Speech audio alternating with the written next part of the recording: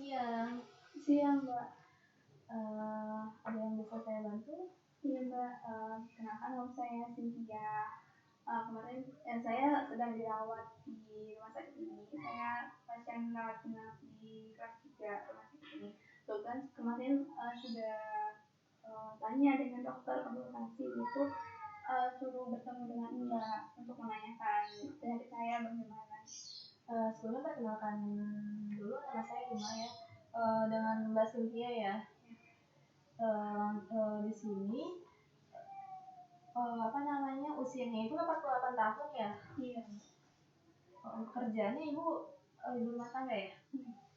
Nah, keluhan sebelum masuk rumah sakit ini, pas masuk rumah sakit keluhannya ada apa ya?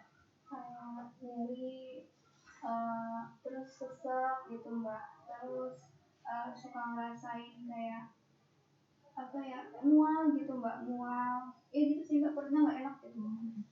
Nah, dari diagnosa medisnya ini, ibu mengalami TB paru dan diabetes mellitus tipe 2. Nah, sebelumnya punya riwayat diabetes nggak ya? Sebelumnya punya riwayat? Iya Mbak, punya. Itu selama berapa tahun Bu udah ngalamin diabetes itu? Kayak sekitar 5 sih Mbak. 5 tahun ya. Nah, dari data antropometri ini, dari hasilnya ini status gizi ibu normal. Nah, untuk hasil labnya itu, ibu pas awal masuk rumah sakit itu kan kadar gula darahnya itu tinggi banget ya Bu ya, sekitar 529 mg per desiliter. Dan itu dalam kategori tinggi banget Bu. Nah, karena normalnya itu kurang dari 200. Nah, sedangkan ibu 579 sangat tinggi banget sih. Jadi itu yang menyebabkan mengalami hiperglikemia, dikarenakan esensi insulinnya itu kadar GDS tinggi. Hiperglikemia Mbak? Iya, karena akibat kadar gula darahnya itu sangat tinggi sekali. Itu biasanya kayak disebabkan sama apa sih Mbak kalau kayak gitu? Biasanya kayak mungkin ibu sebelumnya mengkonsumsi makanan manis sehingga kadar gula darah ibu tuh langsung tinggi. Biasanya sih gara-gara makanan sih Mbak. Kalau yang tiba-tiba GDS-nya gitu biasanya karena mungkin makanan manis. Ya sih Mbak, saya juga mengkonsumsi kayak gitu. Senang ya. Nah, untuk kebiasaan makannya biasanya gimana ya? Biasanya itu Mbak, yang pertama kan saya suka yang manis-manis itu Mbak. Terus yang sering saya makan itu kayak bakso gitu Mbak, makanan yang di warung-warung gitu. Terus habis itu kayak somai gitu Mbak. Saya lebih suka makan kayak gitu Mbak. Tapi sebelumnya ibu pernah nggak sih kayak udah melakukan konseling gizi gitu? Sama kayak Mbak gini ya? Sudah pernah Mbak, udah lama gitu Mbak. Cuma ya saya belum bisa menerapkan juga ya Mbak. Mungkin ya karena udah kebiasaan kayak gini, belum bisa dicoba juga gitu. Jadi ya masih kayak gini gitu. Masih mengikuti kebiasaan makannya ya.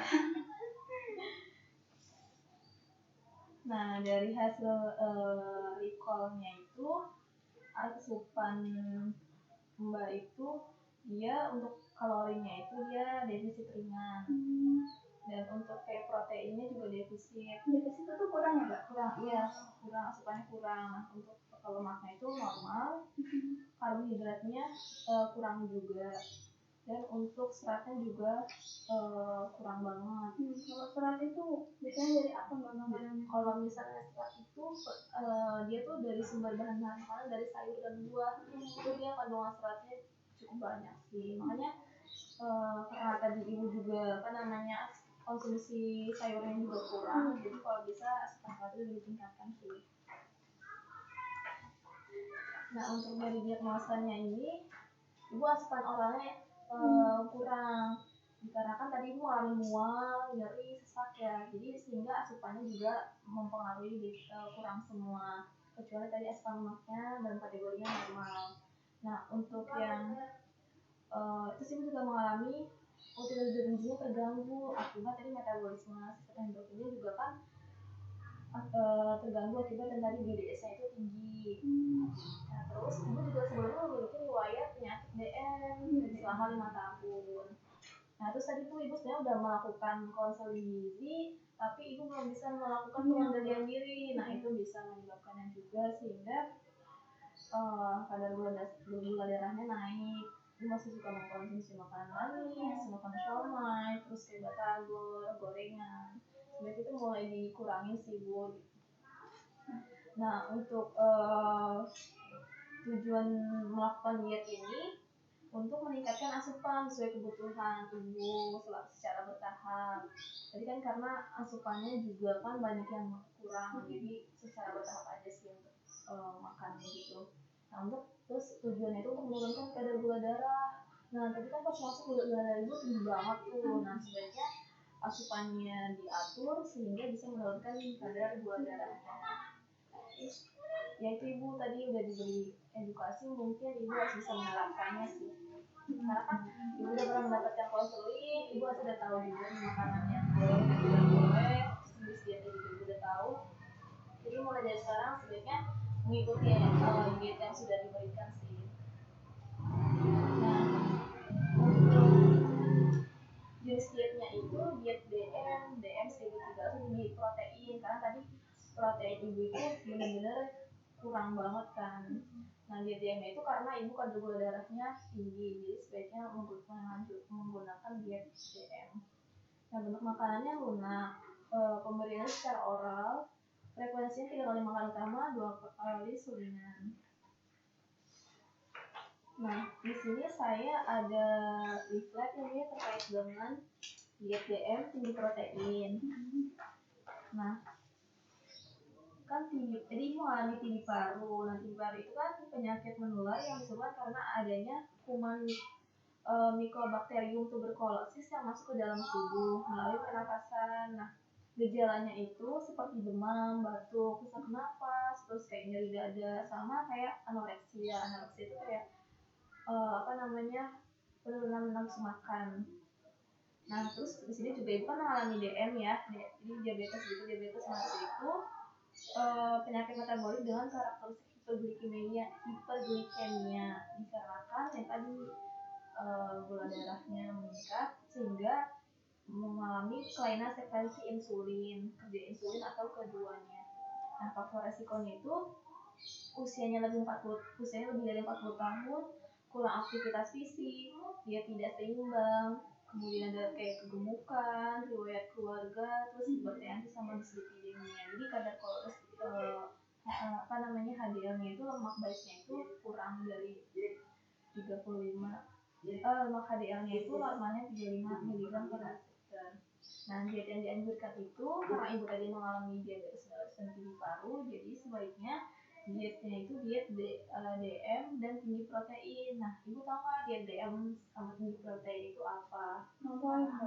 Nah, jadi diet DM itu pengaturan pola makan bagi penderita diabetes mellitus berdasarkan jumlah, jenis, dan jadwal pemberian makannya. Sedangkan tinggi protein itu diet yang mengandung protein di atas kebutuhan normal. Nah, di sini gue tahu nggak nih, di sini ada 4 pilar diabetes mellitus. Sebenarnya udah pernah mendengar belum sih 4 pilar diabetes mellitus itu? Belum pernah mbak, dari konsul sebelumnya juga kan pernah kayak gini juga, belum pernah mbak.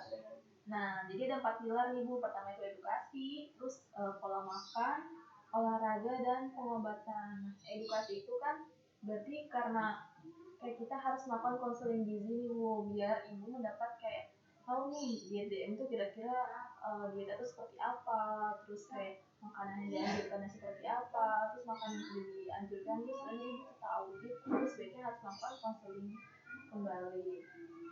Nah untuk pola makan, pola makannya itu 3J Bu, ibu tahu nggak 3J itu apa? Itu mbak. Nah 3J itu kayak misalnya jumlah makan, terus kayak jadwal makan, jenis makanan. Nah jadwal makan itu jadi ini makanannya itu sesuai dengan kebutuhan ibu, tepat. Nah kalau untuk yang jadwal makannya itu sesuai teratur.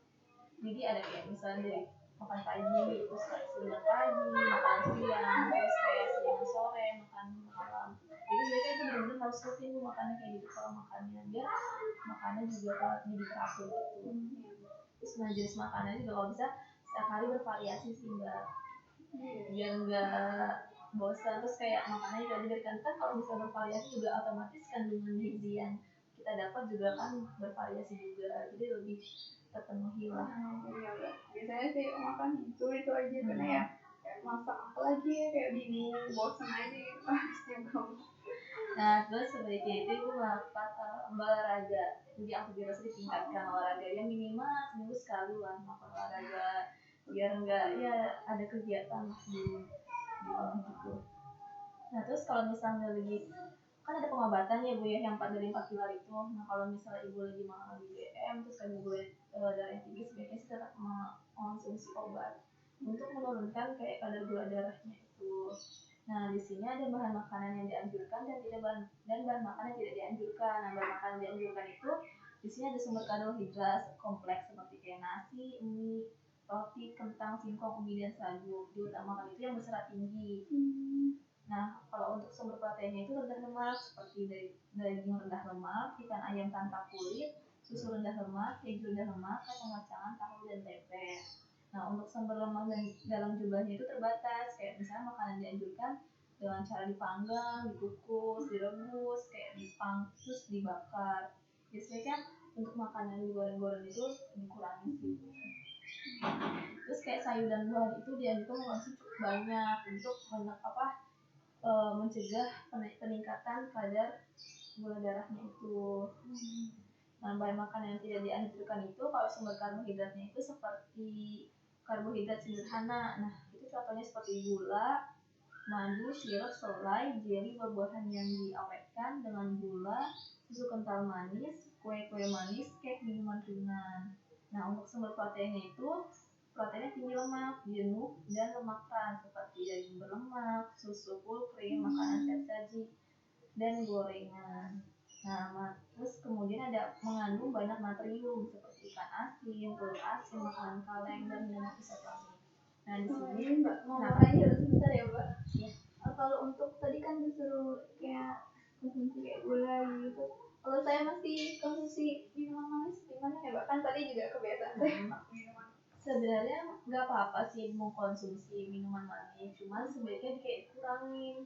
Kayak bisa dalam seminggu ibu minuman manis kayak cuma 2 kali atau sampai 3 kali doang, itu dalam jumlah yang sedikit. Tetap memang mungkin nggak apa-apa bu, cuman sebaiknya dikurangin dan jumlahnya juga sedikit, benar-benar yang sedikit aja gitu. Lebih baik bikin sendiri ya Mbak di rumah. Iya, nah kalau kita beli minuman kemasan kan otomatis gulanya itu nggak mungkin rendah kan pasti. Dan itu juga sebaiknya kalau misalnya mau beli makanan kemasan membaca labelnya dulu sih dia kandungan gulanya tinggi atau enggak. Nah kalau misalnya kandungan gulanya tinggi sebaiknya ibu nggak membeli sih, diganti dengan makanan yang lain. Nah di sini sih ada contoh menu dalam sehari bu, kayak misalnya nih makan pagi ada nasi, telur dadar, sayur bening, bayam wortel, dan tumis tempe. Untuk selingannya ada buah pepaya, makan siangnya nasi, semur daging, sup tahu, tumis wortel dan jagung putreng, buahnya buah jeruk. Nah, untuk selingan sorenya itu ada roti selai kacang. Untuk makan malamnya nasi, ayam bumbu kuning, stik tempe, cabul, dan buah apel. Nah untuk pembagian makan dalam seharinya itu kayak misalnya untuk makan pagi jam 6 sampai jam 8, terus kayak selingan paginya jam 10, makan siangnya jam 12 sampai dengan jam 1, makan selingan sorenya itu jam 4, dan makan malamnya jam 6 sampai dengan jam 7. Nah, ibu ada yang masih perlu bingung, ada yang masih bingung atau yang perlu ditanyakan nggak? Itu sih Mbak, kayak saya bisa nggak ya gitu kayak kebiasaannya dirubah, karena kan kalau tadi dibilangin gini gitu ya Mbak. Sedangkan sebelumnya saya udah pernah konsultasi gini juga, cuma kayak berat banget ya gitu, kayak susah menerapkannya. Itu gimana ya Mbak cara yang mudah dilakukan gitu agar terbiasa juga? Sebenarnya sih dari diri kita sendiri juga ya Mbak. Kalau misalnya emang dari diri kita emang ini kita bisa ngelakuin diet ini, pasti otomatis bisa. Jadi terus juga ada support dari keluarga juga yang mendukung. Nah sebaiknya sih tetap mungkin Mbak tetap bisa. Dari awal-awalnya mungkin berat Mbak untuk menerapkan diet DM sama tinggi protein ini.